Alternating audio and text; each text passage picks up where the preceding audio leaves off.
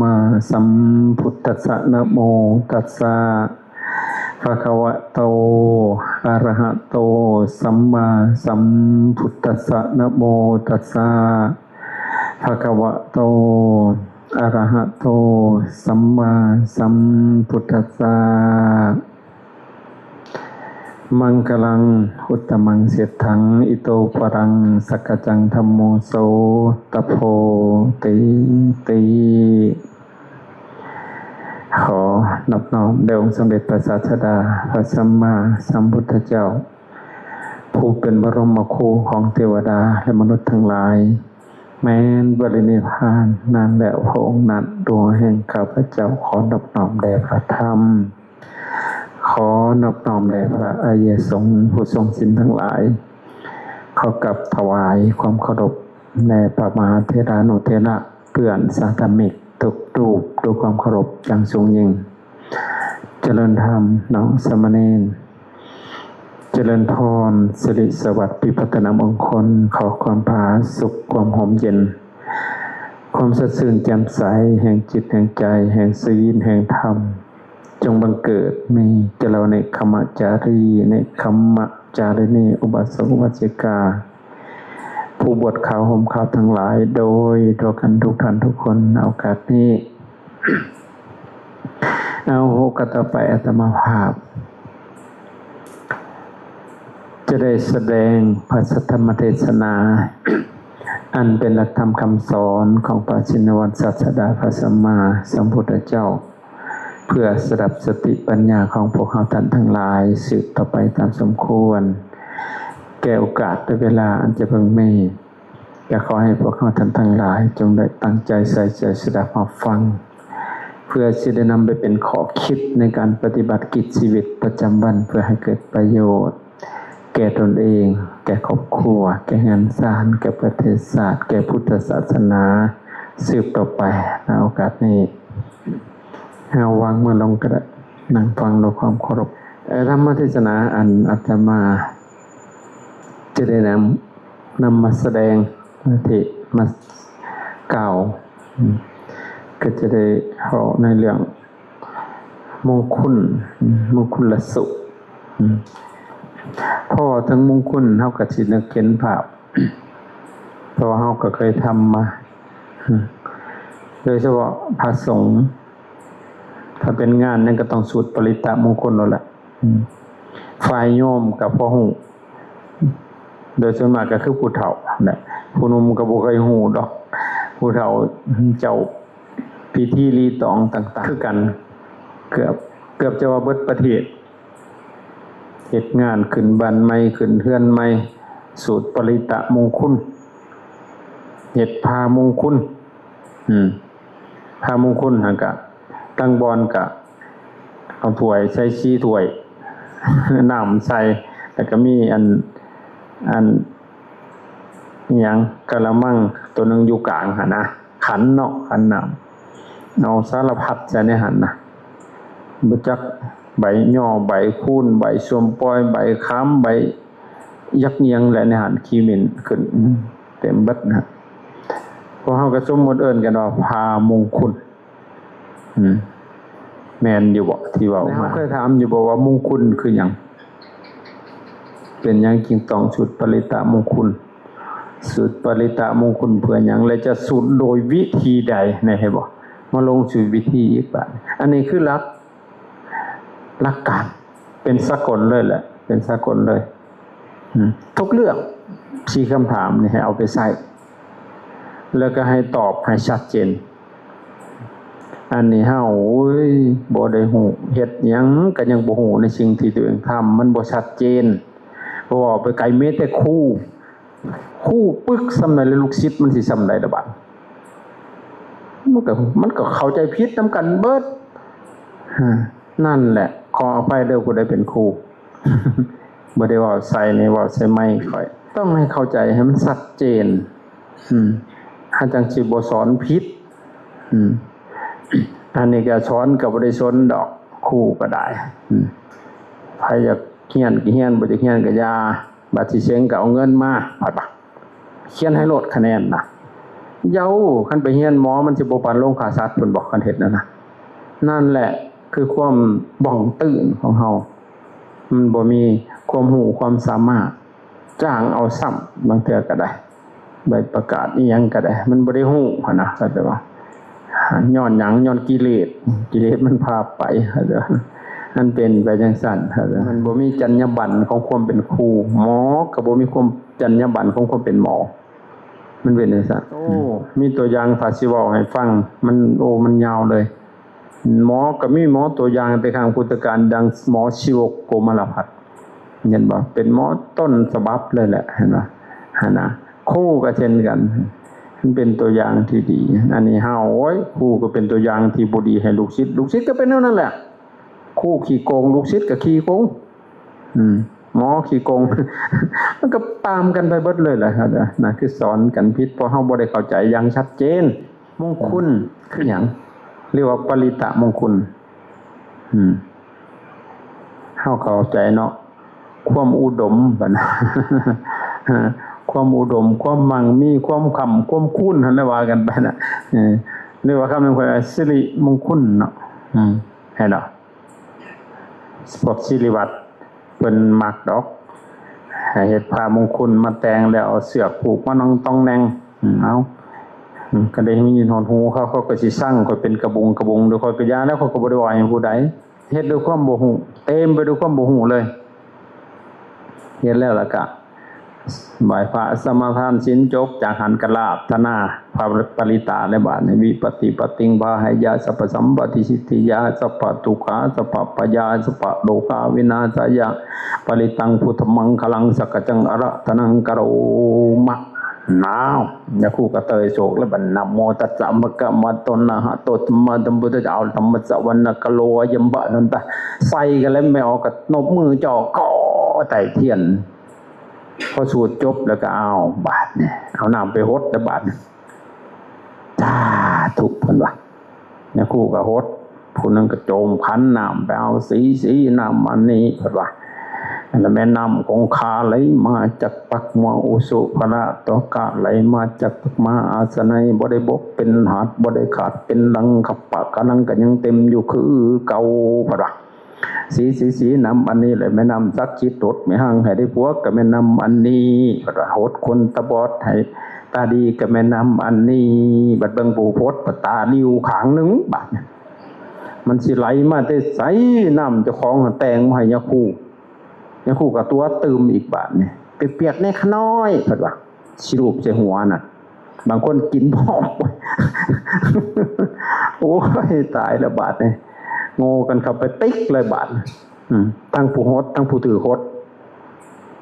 สูดกระสูดใส่น้ำหั่นกระจูดเทียนพร้อมแจ๊ดบ่สูดจบก็เบิ่งดูจะว่าคือหยังบ้าก็เบิ่งจะคือกุ้งเว้ยไปแล้วบาดเนี่ย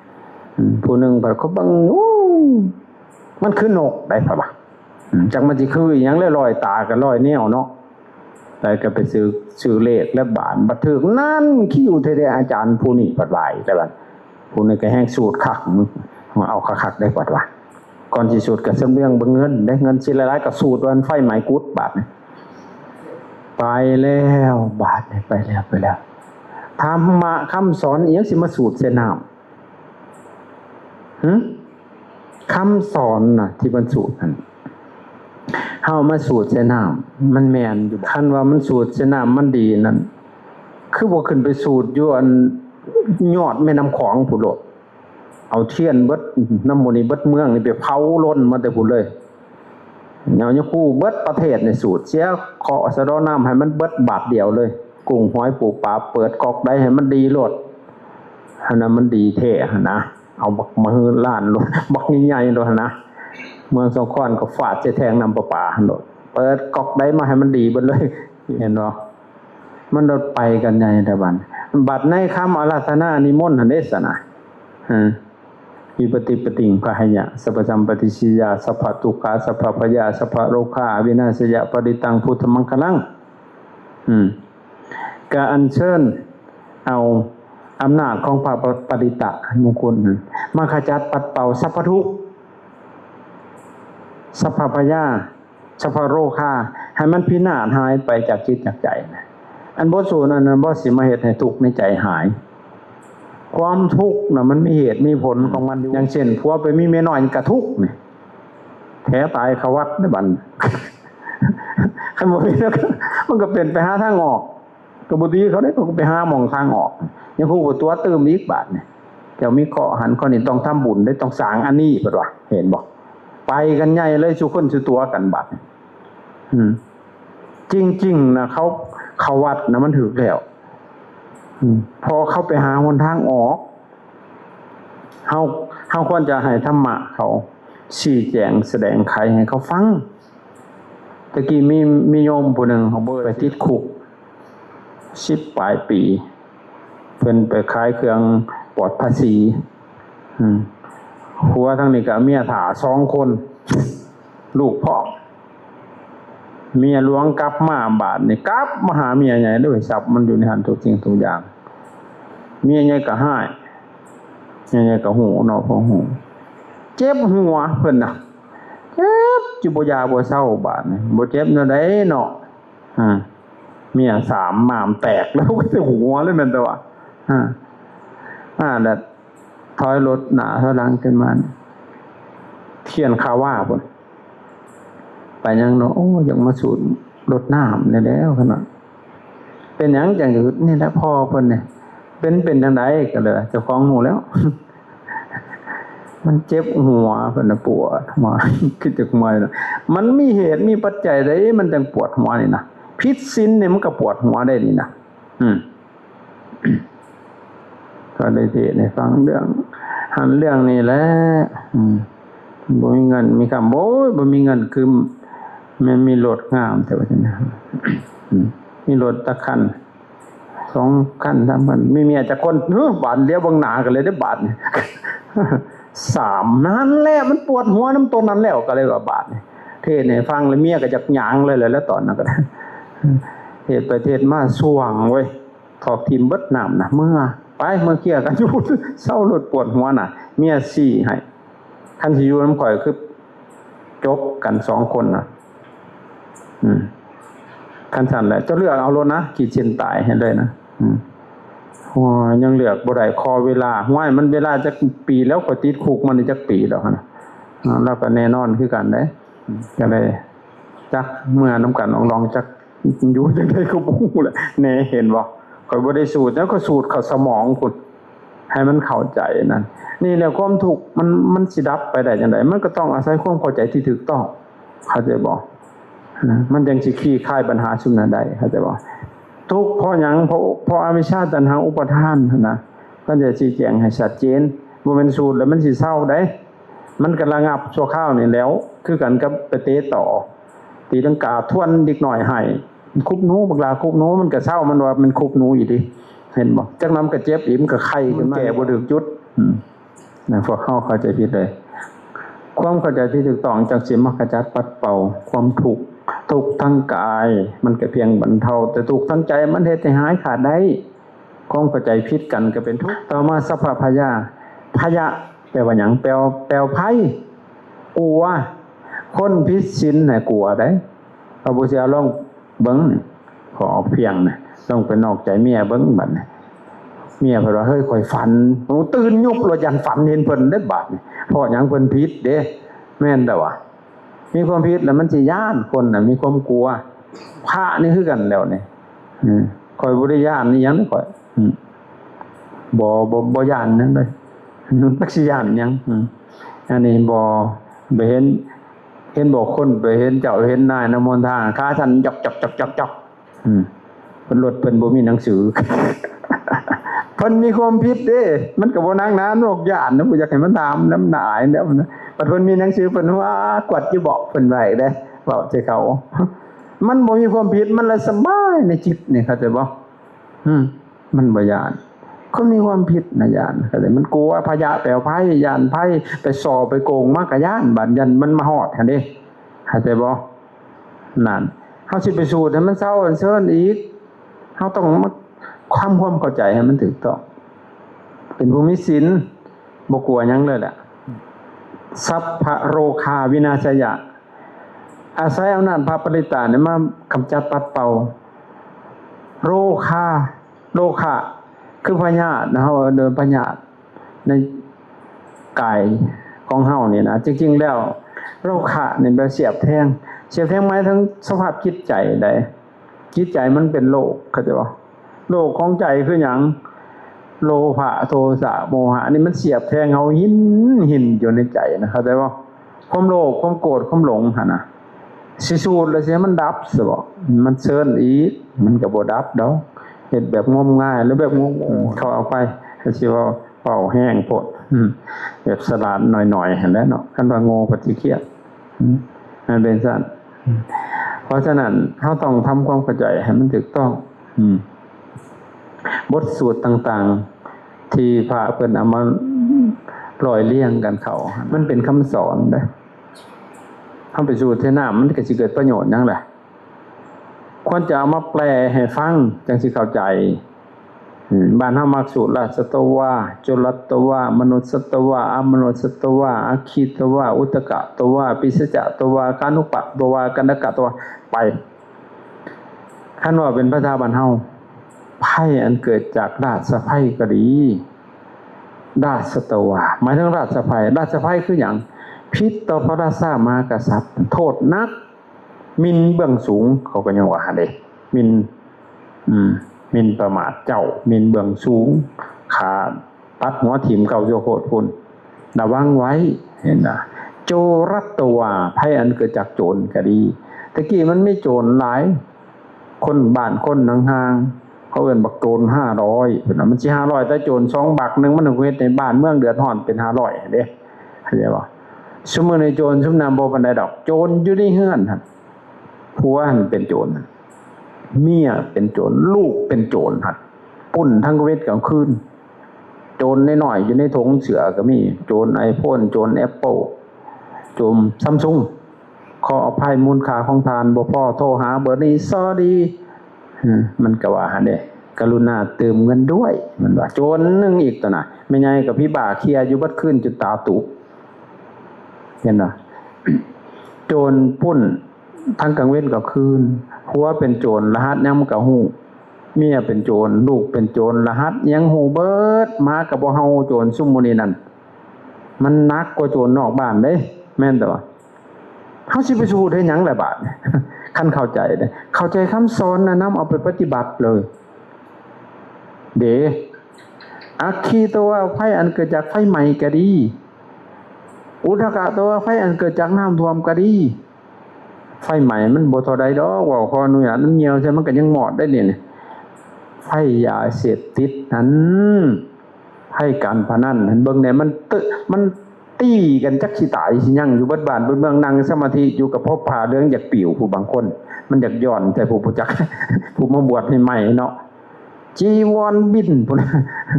เบิ่งเนี่ยเขาตีกันเบิดบ้านเบิดเมืองอ่ะตายกันด้วยกระเรื่องนึงน้องโอ้ยไผ่ยาเสพติดไผ่การพนันโจรปุ่น10เทื่อยังเหลือเฮือนมันบ่ปุ่นเอาเฮือนได้ไฟใหม่10เทื่อยังเหลือขี้ดินการพนันกินเบิดทั้งขี้ดินขี้ดอนอยู่ไสก็ขายโมใส่แม่นอยู่บ่เหรอถูกอยู่บ่อุทกะตัวไฟอันเกิดจากน้ำท่วมก็ดีน้ำท่วมมันก็บ่ท่วมได้นี่มันท่วมคราวเดียวมันก็เบิดน้ำอันนึงมันท่วมบ่ว่ายามแล้งยามฝนน้ำบักไสติ่งหลิงหั่นในขวดหั่นน้ำบักหัวเสือบักกาสร้างตาสิงหั่นบักนาท่วมเฮ็ดให้คนปัญญาอ่อนไปเบิดเลยบัดทั้งผู้เฒ่าผู้แก่ทิกน้อยเมาแล้วก็แก่ผาเต้นพุ่นบาดบ่ดูนั่นเฮ็ดจังได๋บาดสิไปสูตรบ่สูตรมันก็บ่เซาเขาแต่บ่มีแต่คำสอนเนี่ยหั่นก็แต่เขาควรจะเอามาแปลมาศึกษาอันนี้ก็สอนกันปิดเฮ็ดแต่พิธีเต็มไปด้วยพิธีหั่นนะ5 มื้อ 5 วันได้เดี๋ยวนี้สิพกเฮือนก็ไปหายาคูดีบ่ดีไปหาศิริวัตรก็บ่ได้ฮู้เรื่องซ้ำได้ปานบ่ฮู้หน้าที่ของตัวเองเลยบาดนี่ถามว่าศิริวัตรแปลว่าหยังเดี๋ยวเบิ่งหน้ากันสารวัตรนึงเทื่อก็ศิริวัตร บ่ฮู้จำก็แสดงว่าบ่ฮู้หน้าที่เจ้าของสิริวัดสิริก็คือความงามวัดผู้ทำวัดว่าอารามให้งามหรือว่าสารวัตรสระก็แปลว่าแก่นสารผู้เป็นแก่นสารให้วัดมาเราถามบ่ฮู้เรื่องก็แสดงว่ากวนวัดกวนวัดเนี่ยครูชี้จะเกตดักสางในหาเรื่องไรนี้หลุดได้กวนวัดยึดอำนาจเลยเห็นว่านานเห็นว่าไปหาแล้วไปหาเมื่อเขากสิการกินบันโดนแล้วไปเจ้าของจิตพวกเพื่อนยังจิตไปถามผู้อื่นพวกมือได้ดีถามเงินในถุงจะมีหรือบ่เงินมีเงินก็เฮ็ดแล้วแหละบัตรที่ขึ้นเนี่ยมือได้ดีมันแล้วก็ขึ้นรถแล้วไปหายังศิริวัตรไปหายังหมอบ่ได้มาสางซอยเฮามีหัวขันใดก็ขึ้นมันสิเป็นนิสังมันบ่เลือกมือเลือกวันดอกมันเฮาเกิดทันเด้ซะคือบ่ไปหาหมอเอ้ยมือใดมันสิดีนี่เมียเขาหน่อยม่านองลงอยู่นี่นะมือได้บ่ดีก็ยิบไปตัวปีได้บ่ดีก็บ่ต้องอยู่นำกันนั่นน่ะบัดปีมะลงบัดว่าผู้เพื่อนบ่ได้บัดมะลงคือมีคนเกิดซั่นบัดนี่คือบ่ยิบไว้ไปเกิดปีมะเสงพุ่นเนี่ยน่ะมีแต่บ้องตื่นกันทั้งนั้นเลยพระเจ้าบ่ได้สอนให้โง่เด้เรื่องเวลามันบ่เกี่ยวเด้เวลานาทีเลิก5นาทีมื้อวันบ่เกี่ยวเฮาคิดดีมันก็ดีเฮาเฮ็ดดีกลางคืนมันก็ดีกลางคืนเฮ็ดดีกลางเว้นมันก็ดีกลางเว้นเวลาเดียวกันนี่เวลานี่เป็นเวลาดีของเฮานี่เฮามาปฏิบัติธรรมนั่งฟังธรรมเวลาเดียวกันนี่เป็นเวลาชั่วเขากำลังสิไปลักอยู่หั่นน่ะไปปุ้นอยู่หั่นน่ะสิไปเสียคอได้สิบอกตำรวจสิมาจับเดี๋ยวพอได้เสียคอก่อนสิบอกมันบ่มีทางมันจะฟาดเข้าคุกมันก็เฮ็ดผิดน่ะเนี่ยเฮารถถึกอันนี้บดบังอยู่พิธีซุมอันนี้มาบดบังเบิดรถบ่เข้าถึงเลยว่าธรรมะสัจธรรมที่พระพุทธเจ้าเพิ่นทรงแสดงหั่นน่ะพระเฮาก็งมง่ายนํกันก็บ่ได้เป็นเบิดทุกคนดอกจังน้อยก็สิทั่วสิมาลงหัวข่อยหาว่าหมิ่นประมาทดูถูกดูแคลนเข้าใจบ่แต่ว่าเฮาก็เข้าใจกันผิดดังใหญ่เลยหั่นน่ะเป็นคำสอนครับเลยหาหน้าที่สารพัดเอาพ่อสำนีซะแต่บัดนี้สิเข้าสู่ไอ้โตมงคลแท้ๆที่พระพุทธเจ้าเพิ่นเทศน์ไว้อยู่วัดเชตวันนะคุตกนิกายคุตกปัฏฐพระไตรปิฎกเล่มที่25ข้อที่5หน้าที่3พระเจ้าเพิ่นเทศน์ไว้อยู่ในวัดเชตวันรู้สึกว่า19พรรษาว่าเพิ่นจำนี่หั่นถ้าจำบ่ผิดนะเพิ่นเทศน์เรื่องมงคลสูตรนี่ทั้งเบิดน่ะมี38หัวข้อจำไปเด้อแล้วก็สิเว้าแปลให้ฟังสิแปลแบบโบราณเลยไอ้มงคล38หั่นติมันตั้งแต่เริ่มต้นพระสงฆ์เฮาเข้าใจเคยสูตรมาอยู่แต่อาจสิบางเทื่อก็อาจสิแปลบ่เป็นอเสวนาจะพาลนังปันดิตานันจะเสวนาปูชาจะปูชนียานังเอตมังคารมุตตมังเราเป็นภาษาบ้านเฮาก็อเสวนาจะพาลนังการบ่เข้าอยู่ใกล้เป็นหมู่ของคนพาลศาสตร์ที่แนวบ่ดีให้หลีกหนีไกลเว้นปันดิตานันจะเสวนานั้นศาสตร์สิเมธาเสือปันดิโตตอนนักปราชญ์ผู้สละหอบหูให้เอาเกลือกอมสหายปูชาจะปูชนียานั่งคนดีนั่นควรบูชาเอาแบบย้างตำหลังผู้จังสันมีแต่ใดบ่หอนเสียเอตมังคารมุตตมังอันนี้แล้วคือมงคลอันประเสริฐให้จะจำจะไว้เมื่อหน้าอย่าสะลืม3อันแหละมงคลคือเหตุที่นำมาเพื่อความเจริญนะเหตุให้เฮานี่ชีวิตของเฮานี่เจริญถ้าปฏิบัติตามคำสอนที่เพิ่นว่านี้เบื้องต้นอาเสวนาจะพารนังการบ่เข้าอยู่ใกล้เป็นหมู่ของคนพาลศาสตร์ที่แนวบ่ดีให้หลีกหนีไกลเว้นเพิ่นให้เลือกคบคนหั่นน่ะบ่ให้คบคนพาลคือคนอ่อนทั้งปัญญานะคนบ่ฮู้ดีฮู้ชั่วเว้าง่ายก็คือคนบ่ดีหั่นแหละไป บ่ฮู้ประโยชน์ตนประโยชน์ผู้อื่นประโยชน์โลกนี้และโลกหน้าจัดเป็นพานก็คือภาระภาโลคนอ่อนคนด้อยทางปัญญาจัดเป็นพานได้ขัดขวางคนงามก็ดีบ่ครบคนพวกนี้นะพ่อแม่เฮาก็สอนอยู่เด้คบลี่ให้ห่างศอกคบปอกให้ห่างว่าครับคบพลาให้ห่างไกลหมื่นโยชน์แสนโยชน์เห็นบ่บ่คบคนชั่วเป็นมิตรนะจ๊ะคบคนพาลพาไปหาผิดคบบัณฑิตพาไปหาผลหลังจากบ่คบคนชั่วแล้วภายในคบคนดีได้บาดบัณฑิตานั่นจะเสพนานันสัตติเมตเสือบัณฑิตโตตอนนักปราชญ์ผู้สละหอมหูให้เอาเกื้อกล่อมสหายนักปราชญ์บ่แม่นนักปราชญ์ศีลเด้ปราชญ์คือผู้ที่คนดีคนมีความรู้คนมีคุณธรรมนะเข้าใจบ่นั่นแหละเป็นปราชญ์บ่แม่นอันจบด็อกเตอร์นั่นเป็นปราชญ์บ่แม่นยังปราชญ์นักปราชญ์ศีลนั่นน่ะมันบ่มีธรรมเด้ความรู้มันต้องคู่กับคุณธรรมมันจึงเป็นปราชญ์ได้เข้าใจบ่เพิ่นบัณฑิตเห็นบ่ยังคู่บวชออกไปเขาเอิ้นบักทิศนั่นมาจากบัณฑิตนั่นแล้วซุมื้อนี้ทิศแห่งห้านจันทร์แห่งหายเสียงน้อยสักกระเบือเบิ่งดูแทนที่บวชมาเอาความรู้นั่นนี่ไปนำใส่กลับไปเฮ็ดแนวบ่ดีบ่งามเลยนั่นเองหลังจากนั้นก็ให้บูชาบุคคลที่ควรบูชานะคนดีนั่นควรบูชาแบบอย่างตำหลังผู้จังสันมีแต่ได้บ่ฮอนเสียไอ้บูชาเฮาก็บ่เข้าใจมีตายไปเอาดอกไม้ไปเต็มเบิดแล้วน้ำวัดนะอันนั้นเป็นอามิตรบูชาแปลว่าแสดงออกซึ่งความฮู้คุณพระพุทธเจ้าเฮ็ดแนวใดเคารพยำเก่งเชื่อฟังทำตามคำสอนของเพิ่นนั่นแหละคือบูชามันเพิ่นหมายเอาถึงการปฏิบัติบูชาปฏิบัติบูชาเลิศกว่าสิ่งทั้งปวงทิพมลาอาหารอันเลิศลดพระตถาคตบ่ได้ตรัสว่ายิ่งใหญ่ปฏิบัติบูชาเลิศล้ำกว่าสิ่งใดปฏิบัติใดดังพระองค์ทรงแสดงปฏิบัติบูชาล้ำคเลิศแสนประเสริฐทำโอภาสประกาศแสงให้สาวกดับกิเลสเหตุหอดแหงให้หูแจ้งแสงปัญญาหูขาธรรมต้องบูชา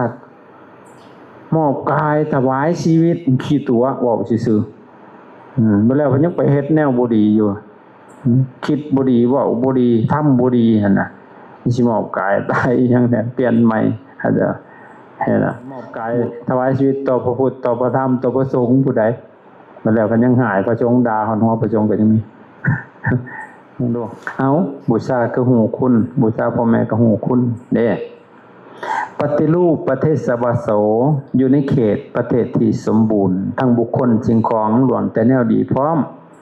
ปุเพกตปุญญตานันบุญก้อนสังบารมีพร้อมพำทำแต่ดีใจไผบ่ย่องกะสังเขา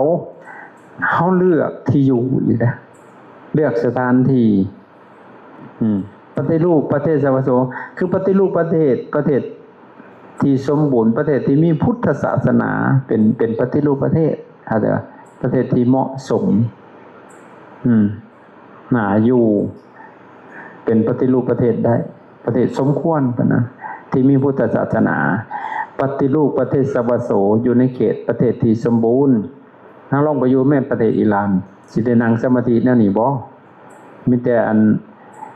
ระเบิดนั่นดิแพตติออดนิวเคลียร์แล้วเขาสิถิ่มใจอิสราเอล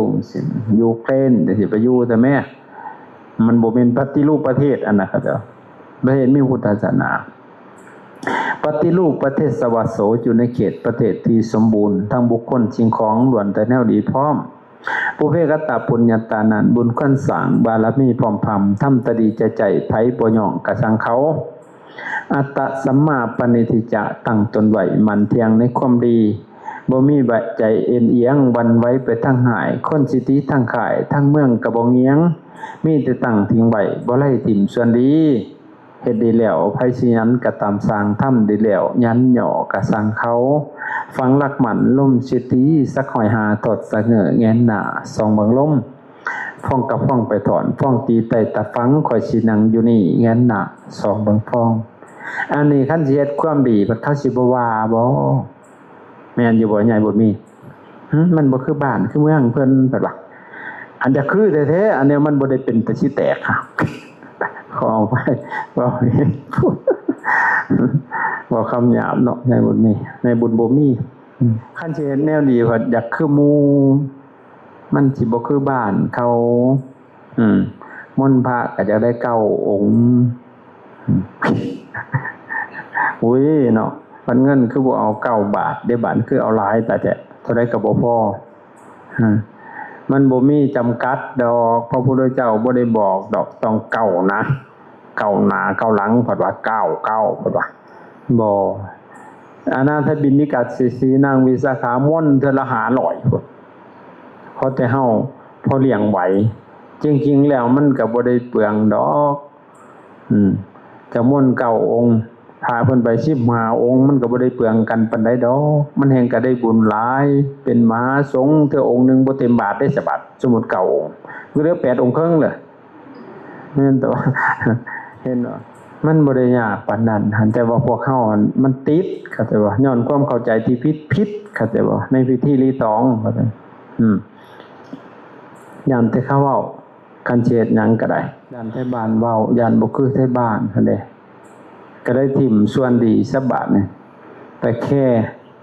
ค่คำเว้าของคนพาเฮาก็คือกันเด้ก็น่าเห็นใจอยู่ลางเทื่อนี่เพิ่นมาปฏิบัตินำอาจารย์เมื่อก็อยากเฮ็ดบ่ได้เด้ผู้ใหญ่ข้างใจละยุดจึกโลดเจ้าเพิ่นเอามาแต่สิได้เพิ่นว่าอีกเด้พระก็หวงแก้วคือกันเด้บางเทื่ออาจารย์ไปเทศน์บุ้ยเพิ่นหวงแก้วพระ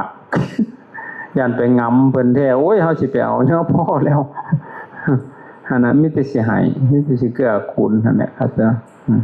หั่นมีแต่ญาทานอยู่แล้วบ่หวงแก้วมีแต่ให้เฮาเทศน์กันไปแล้วเพิ่นเฮาบ่เว้าได้หัวยุ่มๆอยู่อยากให้ไม่ออกฟังน่ะ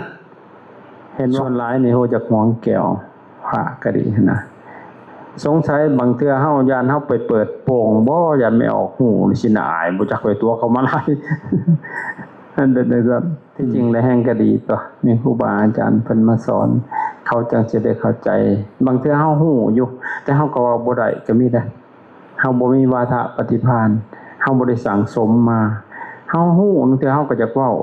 เอามาต่อกันก็บ่เป็นบาดนี้นะคือห้อยดอกไม้ดอกไม้ซ้ำกันทุกดอกอยู่ในขันถ้ามาห้อยแม่บ่ได้งามคือกันเด้อผู้ชำนาญมันสิจับมาเรียงกันสละสลวย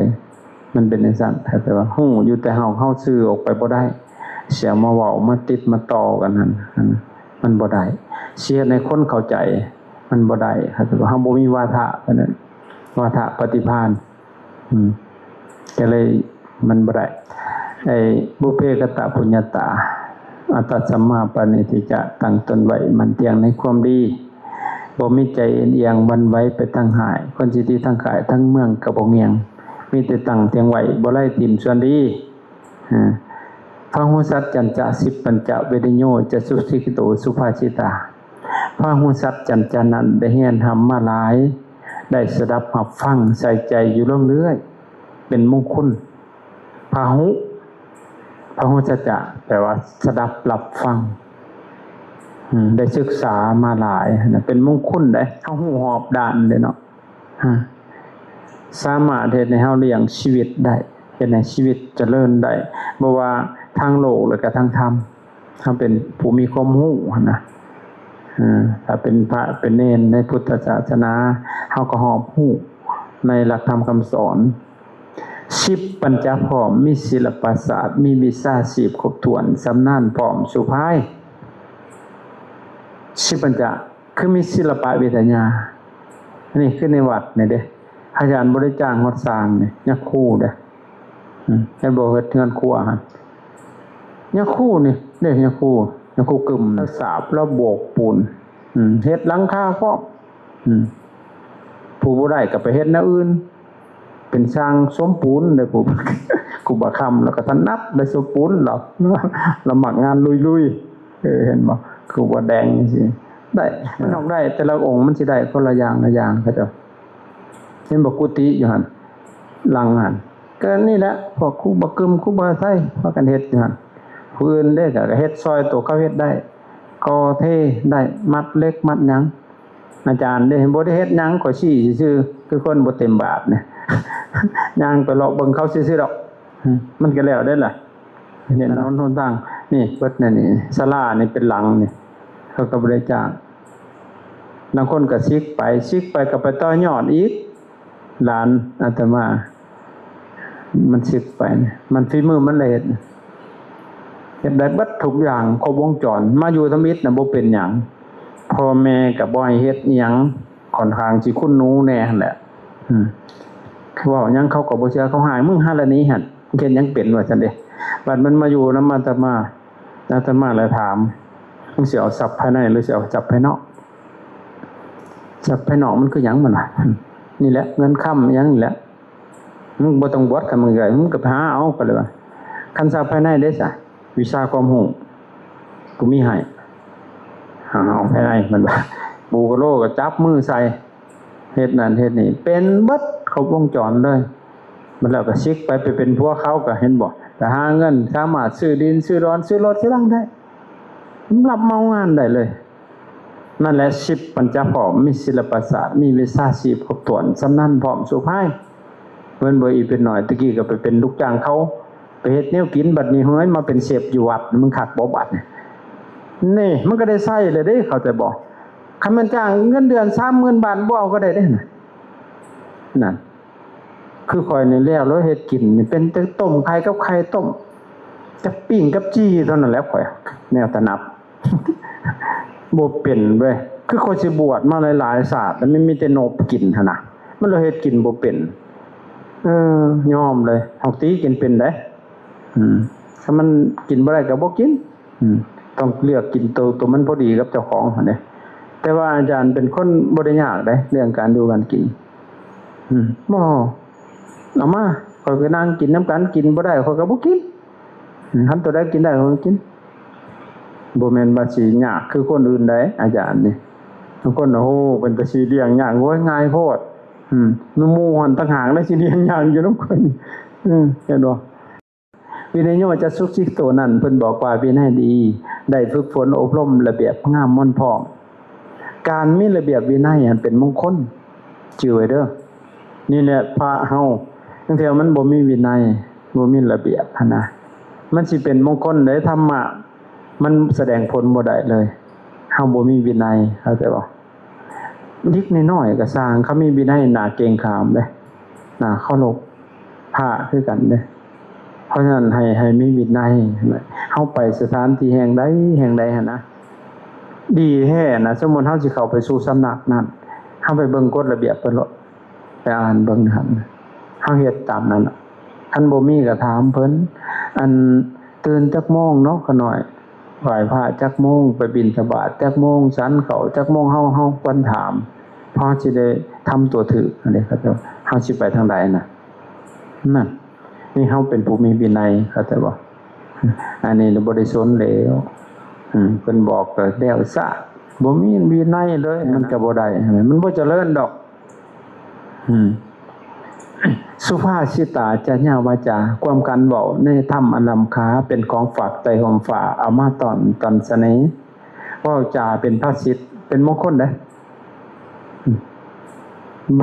บางเทื่ออุ๊ยอาจารย์ข้างในเทศเขาก็บ่ฟังโยเฮาว่าบ่เป็นฟังเขาบ่ฟังเด้คันว่าเป็นภาษิตเป็นอัตเป็นธรรมบอกออกมาด้วยความเมตตาคนฟังเว้าให้ก็ยังให้ปล่อยหัวก็หัวนั่นแหละเว้าจาเป็นภาษิตเอาเขาจ้างไปเว้าพูดแล้วแม่นแต่ว่าไปปาฐกถาแต่ก่อนแถวมาไล่อาจารย์เข้าไปปาฐกถาฮอดคุกผูกเขาก็ยังเข้าเลยแต่ตอนเป็นคนบ่เคยติดคุกบัดมาบวชปัดเข้าคุกเฮาเข้าไปเทศดอกหลายกว่านี้อันพวกอยู่ในคุกหัวโลนเบิดไปเทศนั่นเทศให้เว้ยให้เลยว่าให้หัวก็หัวเว้ยบัดสุดท้ายภายในอยากออกจากคุกยกมือขึ้นฮอด2มือโห บวชตลอดชีวิตกับติดคุกตลอดชีวิตสิเอาตัวใดยกมือขึ้นบ่ยกเว้ยจักสิเอาจากบวชก็บ่กล้าบวชมันโอ้ยจะแม่นโง่ก็ได้คนนี้บวชแล้วคนนี้เอาติดอยู่หั่นแหละห้ามก็ได้บ่หายบาดนี้เฮาเว้าแล้วมันหายแสดงว่าคนนั้นยังสอนได้คันเว้าเลยหนาเซ้ยอยู่โอ้ยบ่ต้องเว้านำมันก็อย่าสอนบ่ได้ดอกเพราะจิตใจมันยังอ่อนอยู่นะอาจารย์ยังเบิ่งหูเด้คนที่สอนได้บ่ได้เฮาเว้านำเบิ่งบ่มีพิษบางคนนะคนสอนบ่ได้เขาก็บ่สอนก็เรียกหนาเขาก็บ่ได้สร้างเขาดอกเขาเฮามันบ่มีแนวสิเว้านำนั่นจะได้นั่นแหละเว้าจาเป็นภาษิตคนเฮานี่มันมักย่องจื้อไว้เด้อเบิ่งเฮาก็ยังมักย่องหั่นนะเข้าใจบ่คนอื่นก็มักย่องคือกันอย่าไปตีเขาเด้เขาบ่ได้พอใจปานใดเด้อหั่นเขาคิดได้หลายหัวยังย่องก็เฮาว่างามบ่ได้ดีใจได้หั่นน่ะตาจังเสื่องหั่นน่ะโอ้ยจังแม่นตาหวานยิ้มงามโอ้ยดีใจได้หั่นน่ะแท้ละเสื่องไปซื้ออันน้ำหวานไปเรียบเบิ่งหมอข้าวปุ้นพวกเขาว่าตาหวานก็ยังดีใจแม่นแต่ว่ามันมักย่องคิดเบิ่งคาเปหั่นนะอย่างติดติงติดติงติดอยู่โลกนี้มีแต่ขุมอยู่หั่นเฮาว่าโอ๊ยจะเป็นอย่างงามอย่างเขียมเนาะเป็นจังหวะโอ๊ยแห่งเย็นจะพุ่นแม่นแต่ว่าคนมักย่องเว้นบ่อีตาอันนึงมีลูกสาวงามเลี้ยงงอเกียนหัวละพันล้านปัญญานะคะล้านจนว่าเหลือมึงมองบ่ได้หัวล้านเขาไปถามซื้องัวเราบ่ขายเราจะขายงัวอยู่แต่เราบ่ขายมันผิดกิเลสเราถ้าหัวล้านขายบ่งัวนี่บ่เราอ่ะบ่พิจารณาเลยเราจะขายไปเว้าเราหัวล้านก่อนให้ไปถามก็บ่ขายบัดแล้วมีหมอนึงมันเป็นนักบวชมันซิกไปมันไปสร้างเว้าเนาะมันสังเกตดีมันก็ไปโอ้ยพ่อผมดกปกไหลหน้าไล่เสลิมท้องงัวทั้งสองนี่อีพอสิขายเท่าใดมันว่าป้าตัวได้ยินคำนี่ผมดกปกไหลเนาะแท้แล้วหัวมันเหลือบไม่แมบอยู่โอ้ยลูกกูเพิ่นว่าลูกนี่เว้าถึกหูงัวทั้งคู่อีพ่อยกให้ฟรีๆเอาไปซื้อๆแล้วบ่คำเลี้ยงเบิ่งดูพ่อถึกขอกินก็บ่ทีถึกบันหายขอซื้อก็บ่ขายแม่นแต่ว่าแต่งัวแล้วก็หอบแลนแล้วหมอนั่นก็ได้ไปเห็นลูกสาวแล้วตักน้ำห้วยอ้ายนี่เจ้ารักงัวบ่ค่อยบ่แล้วอีตาพี่บ้ามักย่องหัวล้านเอาให้ป๊าดลูกสาวก็ขึ้นมาบอกพ่ออยากหายแห้งก็จับไม้อันนั้นไม้ประตักมันเป็นแหลมๆแทงก้นมันหานางัวเกียนแทนหัวเหลือมแม่มาเซ็ตโลดบาทนี่เราก็สิว่าได้บัดเราก็เตรียมเกมรับเลยละบัดถือไม้แลนมาพ่อผมดกปกหลังเพิ่นว่าเดินทุลิ่งทุลังสิไปใส่หนอเพิ่นว่าจากปกไหล่ไปปกหลังได้บาดโหยแล้วว่าลูกเอ้ยลูกหลักเพิ่นว่าพ่อนี่เห็นว่าลูกบ่มีประตักก็เลยเอาประตักไม้เอาไม้แสมาให้ตีงัวบักหำว่าจังได๋พอกลับมาบ้านกลับมาลูกสาวเพิ่นหายตื่มมันบ่ได้เว้าคือมึงเว้าได้นางเอ้ยว่าซั่นมาไปกับเฮานี่ว่าซั่นเด้จูงแกนลูกสาวไปเช็ดกูบาดแน่เว้าใหม่ตั้งเกมลับอีกพอไปฮอดโอ้ยพ่อผมดกปกเก้าพุ่นน่ะปกเก้าได้บัดจูงแขนลูกสาวฟ้าวๆสิไปไสหนอโอ้ยลูกเอ้ยลูกแก้วอีพ่อนี่มันแก่แล้วก็ได้เอาลูกสาวมาให้เพิ่นเอาไปซะทั้งลูกเอาไปเป็นเมียซะซั่นอันนี้นิทานประดำประดาก็คืออยู่ได้เนาะแต่สอนอาธรรมอยู่นั่นถ้าหากว่าเฮาเว้าดีทุกคนมันก็มักดีเข้าใจบ่เพราะฉะนั้นอย่าเฮามีธรรมพอเฮาเว้าแนวดีๆพอย่องก็ย่องเอาตัวบ่ได้เสียเงินจะกีบตัวบ่เฮาไปตีเขาจะขายแต่เขาตีเฮายังจะขายเนาะเขาย่องเฮาเขาว่าเฮาสวยเพิ่นก็สวยเพิ่นได้แท้ที่สวยตายยังเด้ยืนคือยืนนี่บางคนก็ยังว่าสวยก็ดีใจแม่นแต่ว่ามาตาปิตุอุปัฏฐันัง บ่ระบัดเลี้ยงพ่อแม่ของเฮาอย่าได้ทำแนวขวางให้เป็นเครื่องกำหอด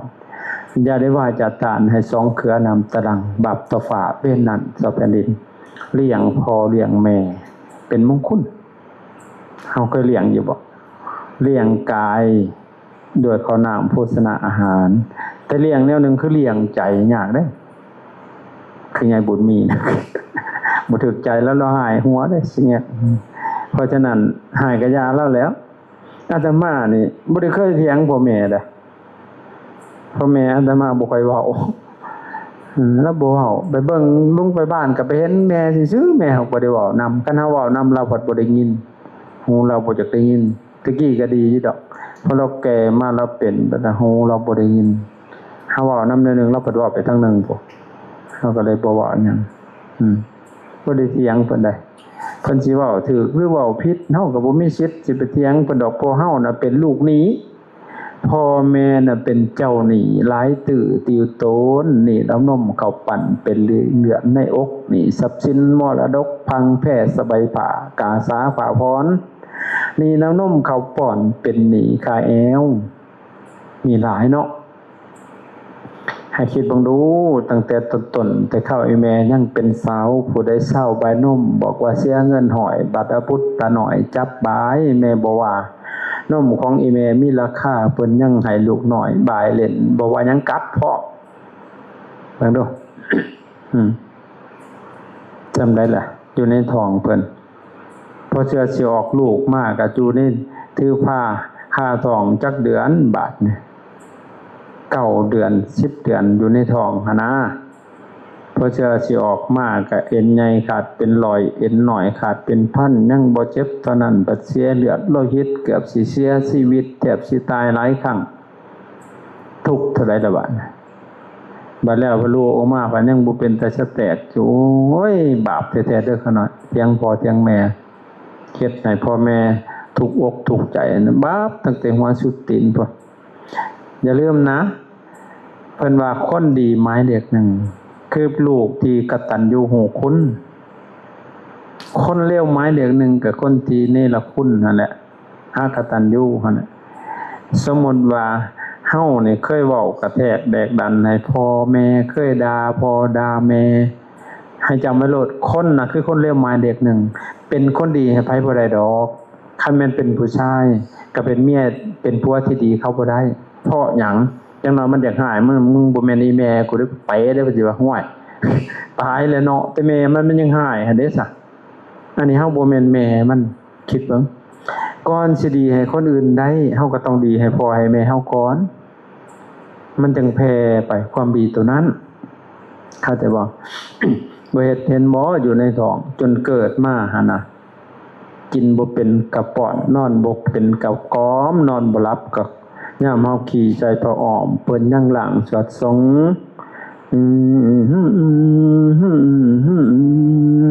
อยู่ในโอนอนสลาลับตาแม่สิกอม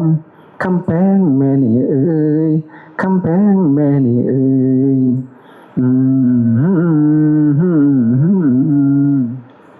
นอนสลาลับตาแม่สิกอมคำแพงแม่นี่เอ้ยคำแพงพ่อนี่เอ้ยแม่ไปให้เสี่ยวไข่มาหาพอไปนาเสี่ยวป่ามาตอนแม่เลี้ยงมอนเข้าป่าสวนมอนเด็กก่อนซ้อนมันลุกมันตื่นลูกต่อยให้ง้มไตกระบองเสียงทอมๆขี้เหนียวใส่แม่เลี้ยงลูกน้อยแม่นมันยากมันซาพ่ออยากพาลูกผัวไปบวชสั่งประนวดในศาสนาขันเป็นหญิงให้เจ้าไปไหว้ขันเป็นชายให้เจ้าไปบวชให้ยิ่งยวดในศีลในธรรมพ่อจำนำคุณพ่อคุณแม่พ่อได้แก่ดึงขึ้นสวรรค์โอนสลูอินูตกต่ำอีรำกินแกงอีแพงเกี่ยวหมากแล้วไปหางัวหาควายบ่เห็นอีแม่สิดา เต้นกับปลาเห็นนกเต้นแวนได้เห็นควายกูบอเห็นหันแล้วจักว่าตัวใดอีตูนอนซ้ำบักดำนอนบวกโอนสลูอีนูตกตำว่ากันไปได้บ้างแม่ไปให้ขี้เปลี่ยนเข้ามาพอเป็นอาขี้ไว้เขาตูเจ้าพุงรับแล้วยะติงพูดนะกอมลูกหานาซุมื้อนี้กอมแนวนั้นอยู่บ่บุมึงก็นอนยากตายแท้หาตำมึงเอ้ยตีนกูสิยกตับมึง เอิ้นไปหามากินลูกบาดเนี่ยมันก็กินเบิดหาก็หาก้อยหาตำเพิ่นว่าหาจกตับจกไตพูดนะจงไว้แต่แนวบ่ดีให้เจ้าของหั่นแหล้วแม่ไปให้สิขี้เปลี่ยนเข้ามาพอไปหน้าสิขี้ควายเข้าตู้ซุมื้อนี้แม่ไปให้สิขี้อีแตนเข้ามาเพิ่นสิว่าได้เนาะพอไปหน้าสิขี้มอเตอร์ไซค์ขี้ติดไหนอีแม่สิไปซื้อหวยคันบ่รวยอีพ่อสิค้ายาบ้าได้ซุมื้อนี้ไปเลยบาดเบิดบ้านเบิดเมืองเป็นอันเดียวกันบาปเท่าใดแหละเนาะเพิ่นเลี้ยงมาพาใหญ่ก็หายจักสิตายสิยังเพิ่นหันกระสอบเพิ่นแม่ไม่ยังน่ะง่วงแม่ก็ว่าง่วงบ่แม่เพิ่นว่าจังนั้นแม่ไม่ยังอีกน่ะง่วงเชฟค่ำก็เว้าอยู่หั่นน่ะบัดแม่เว้าน้อยนึงคือชอตายแท้เพิ่นว่าหายแม่เว้าหายอุ๊ยตายบัดแต่ยังน้อยหั่นเด้จนเมื่อยเว้านำจนมันหลับมานะบัดใหญ่มาบัดเพิ่นถามขึ้นเพิ่นบ่ลืมผู้เฒ่าเนาะแกะใช่เลยบาดบ่เว้านำผู้บ่าวหั่นเด้จ้ะคิดฮอดเขาคิดฮอดเพิ่นเพิ่นจุ๊บๆแบบว่าบ่คือบ่คิดฮอดอีแม่นั่นแหละพุทธทาสสังฆโหมีลูกเต่าให้แอบแต่ทางที่ดีอย่าได้ฝึกเอาแต่ใจต่อไปมันสิยามตามแต่ใจเรื่องเรื่อยไผรุ่นสิสอนยากปอกบ่ได้เมื่อหน้าสิบ่ดีอนุเคราะห์บุตรบาทนะส่วนหลายเฮาสอนลูกหั่นน่ะยุคเทคโนโลยีซุมื้อเอาโทรศัพท์เอาหยังสอนเขาหั่นน่ะเล่นจนตาปูดตาบวมเอาใจได้คืบเสียวศอกได้ศอกเสียวว่าตามแต่ใจเรื่องเรื่อยไผรุ่นสิสอนยากบอกบ่ได้เมื่อหน้าสิบ่ดีหักงัวให้ผูกหักลูกให้ตีผู้เฒ่าโบราณเพิ่นว่าเด้พุทธทาสสังฆโหมีลูกเต่าให้แอบแต่ทางที่ดีอย่าได้ฝึกเอาแต่ใจต่อไปมันสิยามตามแต่ใจเรื่องเรื่อยไผรุ่นสิสอนยากบอกบ่ได้เมื่อหน้าสิบ่ดีเป็นบ่อันนี้จักแม่นหยังเลยสอนใส่เครื่องเทคโนโลยีอิหยังสอน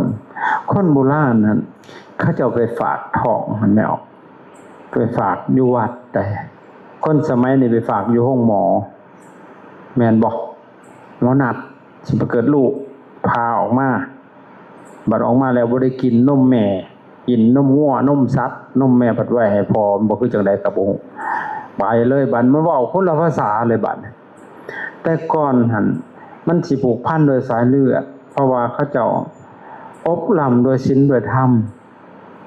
เอาไปฝากอยู่วัดแล้วไปฝากท้องน้ำยาทานฝากน้ำยาทานเนี่ยเด้อไม่ออกมาแต่เวียงน้ำยาทานโหนี่ แต่งขันไปประทานว่าสิก้มกราบลงกุสิกตวะกุมารวะกุมารลิวะโสปะคะมันตังสารนังคัจฉานิพุทธันจะธัมมันจะสารนังคโตลูกขน้อยในท้องนี้ว่าสิผู้หญิงก็ดีโอ้กุมารละว่าเป็นผู้ชายก็ดีกุมารเลยว่าเป็นผู้หญิงก็ดีขอหมอบเว้นเกณฑ์ให้เป็นลูกพระรัตนตรัยเป็นลูกพระทานเด้อนั่นมันก็ดีแหละเที่ยวไปเรื่อยๆก็ว่าไอ้กูจะบวชอีพระทานเด้หนูแต่ยังน้อยในท้องพุ่นน่ะอันนี้คือผ้าคาท้องพุทธพูนไปเบิ่งเขาเด่นไพ่กูจะออกได้ยันไอ้แม่ขาดขาสิประจักษ์มันจะหม่นออกมาแล้วหั่นมันก็เป็นอันนี้มาเห็นพระสงฆ์องค์เขาเจ้าโอ้ยจะกอกเด้จะบวชมีพระทานน่ะอันนั้นพอไปเห็นเขาตีกูจะออกไปตีแล้วไอ้แม่ได้ปัจจุบันมองดูกินเหล้าเมาสุราสารพัดเลยนั่นแหละพอออกมาแล้วก็มาฝากแต่งขันกุมารวะกุมารลิวะ ลูกผู้ขานี้บักน้อยๆนี้ก็เป็นลูกประธานเด้อเหมาะเป็นลูกบุญธรรมประธานกระปุกต่อแขนให้สอนจังหน่อยใหญ่มาจังหน่อยไปเคี่ยนเงี่ยงให้อีประธานไปจังน้องก็ให้บวชน้ำประธานน้ำประธานเอาขนมให้นู่นนี่นั่นติดบาทเห็นบ่บวชเป็นกระสอนหักพ่อหักแม่เด้อล่ะฟังความพ่อความแม่ได้ลูกบ่ฟังความพ่อความแม่พี่แกขโมยนรกเห็นบ่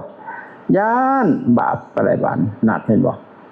นั่นแหละเพิ่นเดี๋ยวมีลูกเต่าให้ไปทางที่ดีอันเฮาไปสอนในทางผิดให้มากายบวชน้ำประทานบวชไปบวชมาบัดนี้ได้ปฏิบัติธรรมบัดเขาทั้งธรรมมันบ่ซิกเลยเด้อบาดเห็นบ่เพราะมันมีต้นทุนมาแต่ต้นอยู่แล้วเข้าใจบ่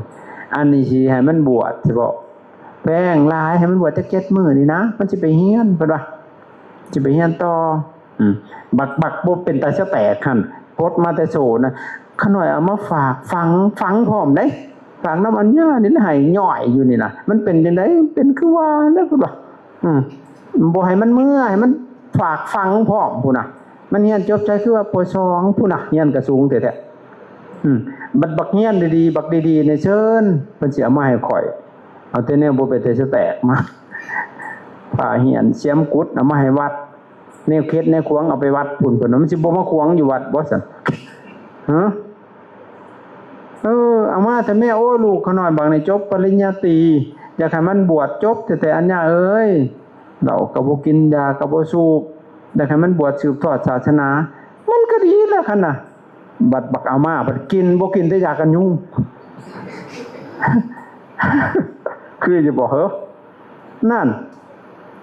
มันขึ้นจากพวกเฮาหั่นน่ะบัดมันบ่ดีบัดมาหายทั้งวัดพี่มาหายพวกลูกเพิ่นเมาอันอีหยังคอลลาเจนบัดมาหายครูบ่ได้ ให้ครูบ่ได้สูตรให้ห่วยก็ไม่ได้สูตรกุศลามเลยนะมันตาลอยอยู่เว้ยมันเมาคอลลาเจนเบิ่งดูมันสิสูตรตั้งได้หนอนโอ้ยสั่งเป็นเว้ยตอนมันดีคือบ่เอามาเอาครูบ่แดงสอนแน่พวกก็สิสอนอยู่ดอกอันนี้ห้ามมาแหละมีแต่กุศลาแล้วเว้ยมาเข้าใจคือสิเข้าใจง่ายอยู่อนุเคราะห์ภรรยาผัวเมียก็คือกันได้ก็อนุเคราะห์กันเป็นมงคลคือกันได้เพราะก็ปฏิบัติต่อเมียหาอย่างเมียก็ปฏิบัติต่อผัวหาอย่างทำหาขอให้เอาทั้งหาอย่างก็ยังว่าอันเด้ทำของเมียคือหยังเมียให้เฮ็ดเรียบร้อยจัดแจงการงานขอ2นั้นค่อยถนอมวงบ้านเผาพันธุ์ผัวแก้วขอ3นั้นเอาใจมันนำหัวเท่าซัวขอ4นั้นทับที่ผัวมอมให้ถนอมไหวเป็นอย่างดีขอ5นั้นให้เจ้ามีความเพียรต่องานทั้งค่ายทำของเมียอันนี้นะให้เจ้าเฮ็ดเรียบร้อยจัดแจงการงานแต่งพระเขาพระป่าชุผัวกินยามกินข้าวก็ให้ผัวแพงกินก่อนจนมันเหลือแต่กลางเมียเจ้าก็จังค่อยกินซุมื้อนี้ยามกินข้าวเมียแพงกินก่อนจนมันเหลือแต่กลางผัวเจ้าจังค่อยกินอยากจะแต่ก็หากินเด้อเพิ่นนั่งเคลียร์โทรศัพท์เสยอยู่เย้าหัวมันก็หนีตายแล้วมันสิอยู่บ่เว้าก็บ่ม่วนคือเสียมกุดเบิ่งนี่ให้สิอยากอยู่นำเนาะว่ามันอยากลองเว้าดีๆมึงดูเฮ็ดดีนั่นแหละให้เรียบร้อยจัดแจงงานคอยถนอมวงวานเผาพันธุ์ผัวแก้วถนอมวงวานเผาพันธุ์ผัวแก้วบ่แม่นสิฮักแต่ผัวเจ้าผู้เดียวผัวมันก็มีพ่อมีแม่มีอ้ายมีเอื้อยมีน้องเอายังให้กับปันให้เท่ากันปันกันได้เสมอเดียวกำเกิงยาสุนัขเปิ้นพุ่นยาสุเบาครั้งนี้เว้นหายบาปสิกินแต่เอาเงินให้แม่เฮาก็คิดเห็นปู่เห็นย่าอยากให้น้องเฮาก็เฮ็ดคิดเอาเห็นอาให้มันฮอกันอย่าไปลำเอียงหั่นน่ะอันนี้เอ้ยพี่น้องทั้งผัวมาเฮ็ดหน้าบูดตึงๆคือหมอบ่สังบัดพี่น้องทั้งเพิ่นมาลุมให้อิหยังก็ได้มันก็สิไปกันได้จังได๋อันน่ะแต่ว่านั่นแหละถนอมวงวานเฮาต้องยอมรับเขาได้เด้อเว้ยเฮาจึงเอาเขาเอาใจมันนำหัวเท่าซัวจะสิน้องอกน้องใจสับที่ผัวหม่อมให้ถนอมไว้เป็นอย่างดียังเที่ยวไปเลี้ยงผู้บ่าวหน่อยเสืออยู่กับบ่ได้อึดบาดเห็นบ่ให้จะมีความเพียรต่องานต่างค่ายอันนี้ทำของเมียบาดนี้ทำของผัวก็ให้ฮู้จักย่องๆถือว่าเป็นเมียย่องแหน่ตอนมักกันไหมคือมาย่องตาแท้เตี้ยคืออยากตายนี่ก็ยังว่าตัวเล็กผัดว่ามันเบื่อมาไปอีเตี้ยผมว่าเขาก็เครียดตัวบกตอนเพิ่นฮักกันพอตัวเล็กนั่นบ่ฮู้จักย่องแหละเฮ็ดกิน เข้มก็ว่านัวแกก็สิว่าเข้มแล้วเขาหายหัวนะจานบินเด้ตะกี้มึงคือบ่ว่าเข้มบ่ล่ะ ตอนมักกันใหม่ๆตาเสื่องก็ยังว่าตาหวานจอยคือไม่เสียมะกอกนี่ก็ยังว่างามเด้ตอนเพิ่นมักกันใหม่ๆโอ้ยเนื้ออ่อนเกี่ยงกุทลิกลมไหวพะวะคือจังหงคำเหินเมื่อลีลาใหญ่สะอ้อนใจเจ้าใส่ส้มสลึมเมื่อยรับบ่ได้ใจตะตั้งเพื่อแล่พะวะคันบ่มีแนวกินกับของกินกับข้าวบ่มีหยังฮอดมื้ออื่นตื่นมื้อเช้าอยากกินเจ้าก่อนง่ายเด้เพิ่นว่าฮักคุณน้องพออยากกินดิบบ่กุยบ่ตอนฮักกันใหม่ๆหั่นน่ะบัดเบื่อบัดเบิดโปรโมชั่นบัดปีบาด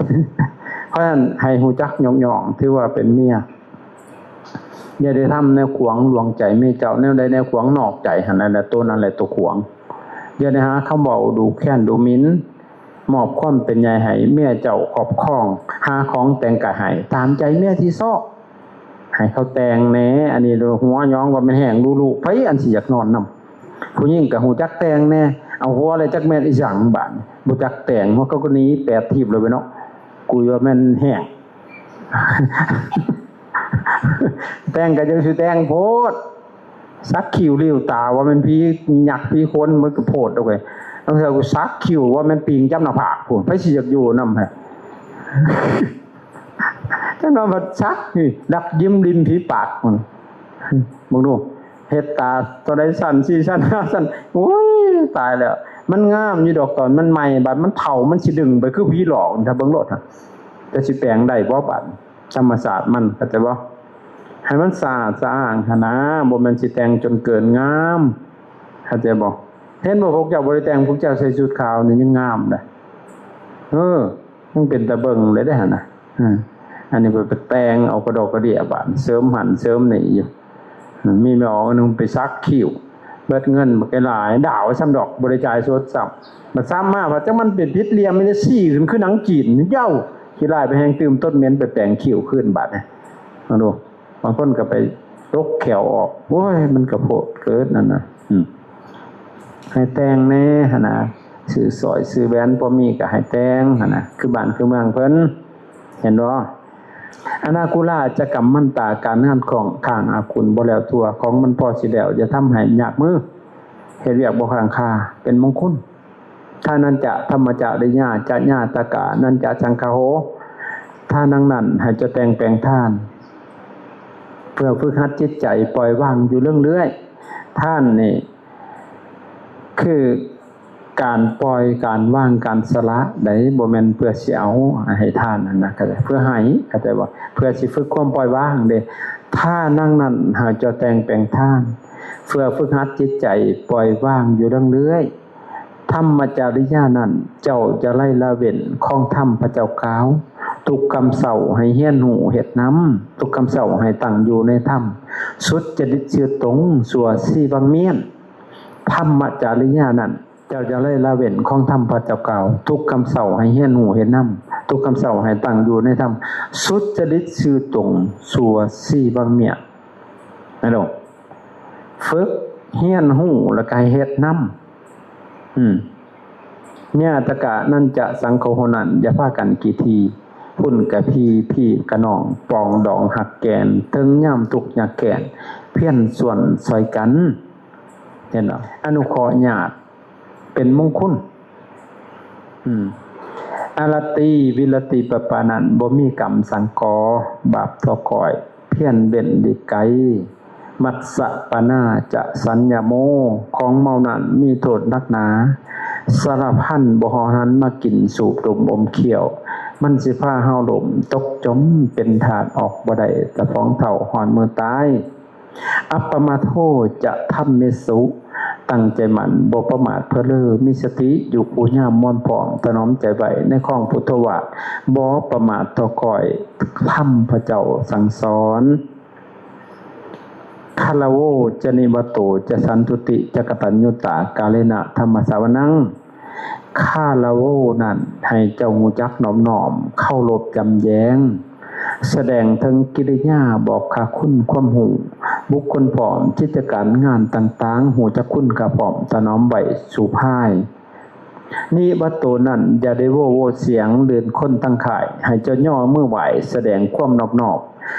อบเข่าหัวสีเถ่าหาย่าง สันตุตินั้นให้มีความสันโดษยาสุโพธแต่อยากได้จนทำใหม่หวนเฮ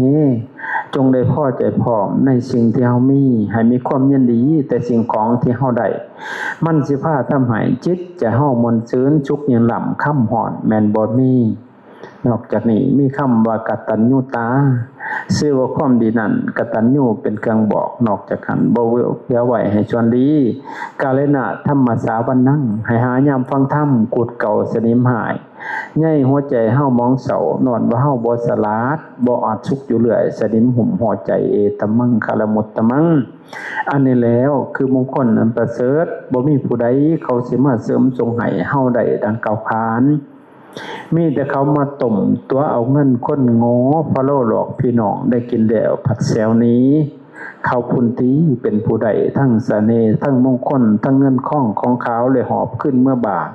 เป็นน่ะสงสันน่ะอวิชชาห่มห่อเฮาน้องตัวหลอกหลอกบ่กลัวอย่างบาปเป็นขันติจะโสวาจัจตาสมนานันจะทัชนังกาเลนะธรรมสักษา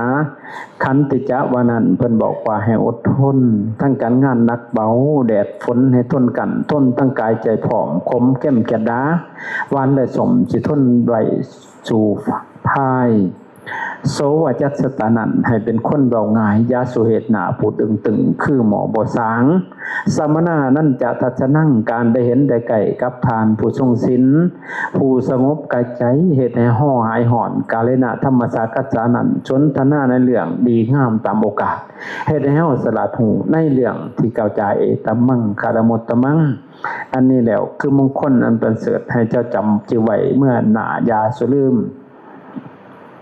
ตะโพจะพมมจะริยันจะอาริยะชัจจนาสัจนังตะโพจะพมมจะตะโพจะวานันเพิ่นบอกว่าให้อดทนให้จะมีความเพียรแผดเผาอุดล้นความหายบังคับกายใจพร้อมบ่ตามใจม่วนกิเลสอันนิเวศแต่จำไว้อย่าสุลืมพมมจริยันจานันพร้อมให้เจ้าประพฤติพรหมจรรย์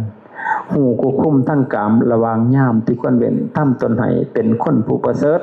เฮ็ดจังสันเขาเอิ้นเจ้าว่าพรหมอริยสัจจนาทัชนังความจริงแท้อยู่เหนือผลเหนือเหตุเห็นแจ่มแจ้งจริงแท้อยู่หัวอันหูว่าทุกข์แท้ๆพร้อมทั้งเหตุของมันหูอาการของความดับหมอดลงของความร้อนหูจักถอนตนขึ้นตามทางอันประเสริฐอันนิเลิศแท้ๆจบสิ้นบาปเป็นสัพพกัมมัคคะยังปัตโตมาหอนี้สิ้นกรรมสิ้นเวรได้มงคลน่ะเบิ่งดูลากมาแต่ตั้มตั้งแต่เลือกสถานที่อยู่เห็นบ่เลือกคบคนเลือกสถานที่อยู่การศึกษาหำเฮียนวิทยาความรู้การให้ทานการอนุเคราะห์บุตรพ่อแม่ญาติพี่น้องพ้องพันการลากมาแต่ต่ำๆสูงขึ้นจนมาฮอดมีความเพียรขันติความเพียรอดทนบังคับกายบังคับใจเข้าใจบ่จนมหอดตะโปอันนี้คือมีตะบะแผดเผาอุดล้นความหายบังคับกายพร้อมบ่ตามใจม่วนกิเลสแล้วก็มหอดประพฤติพรหมจรรย์แล้วก็มหอดเห็นอริยสัจเห็นบ่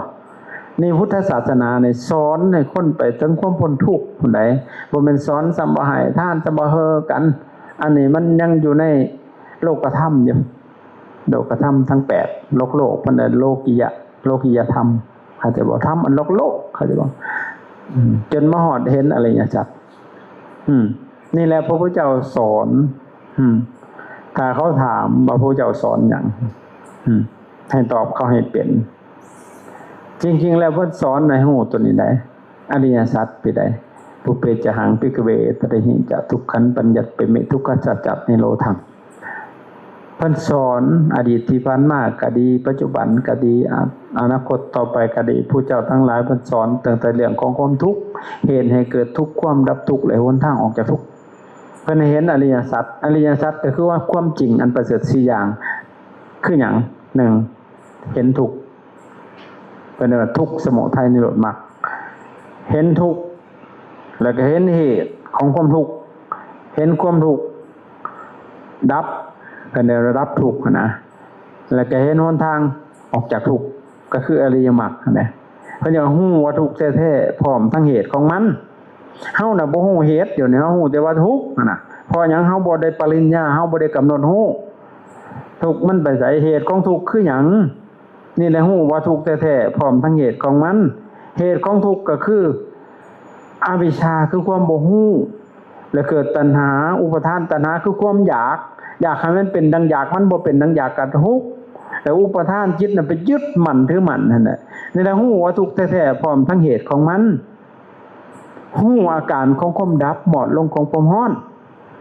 ในเมื่อเฮาบ่ยึดมั่นเด้อจ้ะจิตมันคลายจนปฏิบัติไปเห็นอนิจจังเห็นความบ่เที่ยงหั่นน่ะจิตมันก็เกิดนิพพิทาเกิดความเบื่อหน่ายจางคายนิโรธาเกิดความดับไปความทุกข์น่ะมันบ่ตั้งอยู่เฮาฮู้แล้วมันบ่ตั้งอยู่นิโรธานิโรธังนิโรธนี่แล้วฮู้ว่าทุกข์แท้ๆพร้อมทั้งเหตุของมันฮู้อาการของความดับหมดลงของความร้อนหลังจากหันโอ้ยเฮาเฮ็ดถูกแล้วความทุกข์บ่ตั้งอยู่ฮู้จักถอนตนขึ้นตามทางอันประเสริฐอันนี้เลิศแท้ๆจบสิ้นบาปเวรสัพพกรรมมรรคยังปโตทางอีหยังทางอันประเสริฐทางอริยมรรคมีหยังสัมมาทิฏฐิความเห็นชอบเห็นหยังเห็นชอบเป็นจังไดในขันโลกิยาสัมมาทิฏฐิก็เห็นบาปเห็นบุญนี่แหละทำดีได้ดีทำชั่วได้ชั่วแต่ในขันโลกุตตรธรรมคือเห็นอริยสัจสี่เห็นว่านี่ทุกข์อันนี้เหตุให้เกิดทุกข์นี่ความดับทุกข์นี่หนทางออกจากทุกข์นี่เห็นจังซี่อริยสัจนะทัศนังความจริงแท้อยู่เหนือผลเหนือเหตุเหนือผลเหนือเหตุคำมันยังมีเหตุอยู่มันก็สินำไปอยู่ผลมีผลก็สินำไปอยู่เหตุเข้าใจบ่มันเหนือสิ่งพวกนี้อีกเข้าใจบ่เห็นกฎของธรรมชาติทั้งเบิดเลยเข้าใจบ่ว่ามันเป็นเองแต่ละอย่างหั่นนะมันมีไฟเหตุมันเป็นเองดับเองยังกิจิสมุทยังธัมมังสัพพันธังนิโรธธรรมมันติธรรมทั้งหลายมีความเกิดขึ้นเป็นธรรมดาธรรมทั้งหลายเหล่านั้นก็มีความดับไปเป็นธรรมดานี่เข้าใจฮู้เหตุฮู้ผลของมันจังซี่นิพพานะสัจฉิกิริยาจะธรรมนิพพานแจ้งคือความทุกข์มันดับหายอยู่เนื้อเป็นเนื้อตายบาปเว้นจบสิ้นอยู่เนื้อดินเนื้อฝ่าเนื้อดาราหน่อยใหญ่หมอดของไฟที่ลุกใหม่ในใจเจ้านั่นอยู่เย็นมันบ่แม่นนิพพานเล่นๆที่เขามาตัวหลอกเอาเงินว่าสิพาไปทั่วนิพพานสู่สถานเมืองแก้วผู้ใดเมืองแก้วได้แม้ว่าเหลือบงามตายแต่ทางนอกศอกแสดสอนนอนหน่อยบุญอยู่ในนิพพานหันมันบ่ได้อยู่หม่องหนีบ่ได้อยู่หม่องหันบ่ได้อยู่ในไสบ่มีไปมีมาหน้าหลังบ่ฮอนหูบ่ได้อยู่เทิงฟ้าเนื้อดาดาอากาศปราศจากความยึดมั่นเข้านั่นแม่นนิพพานนิพพุตานิพพุติงเป็นความดับลงของกิเลสตัณหาอันนั้นแหละคือนิพพานเย็นนิพพานนั่นเมื่อให้เจ้าทั้งเมืองแก้วอันก็แล้วคือพระนิพพานสาธุนิพพานมันบ่ได้เป็นบ้านเป็นเมืองเด้อ่อนซ่อนสะอ่อนสาดเขากี่ตัวเป็นหยังเฮาคือบ่นิพพุตานิพพุติงเฮาคือบ่เย็นมันสิเย็นบ่มันมีกิเลสตาเห็นรูปตาก็ร้อนรูปก็ร้อนหูได้ยินเสียงหูก็ร้อนเสียงก็ร้อนดังได้กินดังก็ร้อนกินก็ร้อนลิ้นได้รสลิ้นก็ร้อนรสชาติให้ก็ร้อนกายได้สัมผัสใจทำอารมณ์ร้อนเบิดกิเลสมันเผามันสินิพพุตานิพพุติงบอกถ้ากิเลสชุดนี้ดับลงมันเย็นต่อให้เขามาด่าก็เสยเติดผู้ด่าสิแค้นตายสมบัติเนี่ยเห็นบ่มันเย็นคือนึกว่าเข้าใจนิพพานน้อยพุทธศาสนาโลกธรรมเมหิจิตตังนัสสนกรรมปติบ่มีใจเอ็นเอียงวันไหวตัวคำย่อนินทาพร้อมสรรเสริญก็คือเก่าบ่มีมองมนเสาเสมอดำดังเป็นดินอโศกังวนันจิตบ่มีโศกีมีแต่ความสงบเย็นอยู่เนื้อความเศร้าเวลาสร้างพร้อมจิตบ่มองเกิดขี้ฝุ่นมีแต่ใสดังแก้วเบิดแล้วขี้ฝุ่นใจเขมังตั้งจิตอยู่เกษมสารเบิดปัญหาชีวิตยอดมงคลแท้คมพันว่าจะตานคานลงคงอ้วยวเอตติสานิกัตตวานะสัพพทะมาปราชิตาสัพพทะสุติงขัดสันติตันเตสังมั่งคารมุตตมันตินอละส้นผอมผงหมูเทพาไปเฮ็ดน้ำทำตามดังว่าผ้าหมดเกี่ยงยอมบ่มีสูญเสียงอัตราใช้ไปทุกทีความสวัสดีปำผอมมงคลแต่ทุกสถานไอ้น้องเอ้ยอันนี้แหละคือมงคลละสูตร38ประการอันอาตมาว่ามาก็สมควรแล้วเมื่อยแล้วพอเท่านี้แหละนี้บัดเนี่ยเมื่อยเจ็บเบิดหมดลูกเนี่ย สุดลูกบัดนี้แล้วค่อยเอาพักผ่อนมาใหญ่เมื่อยละ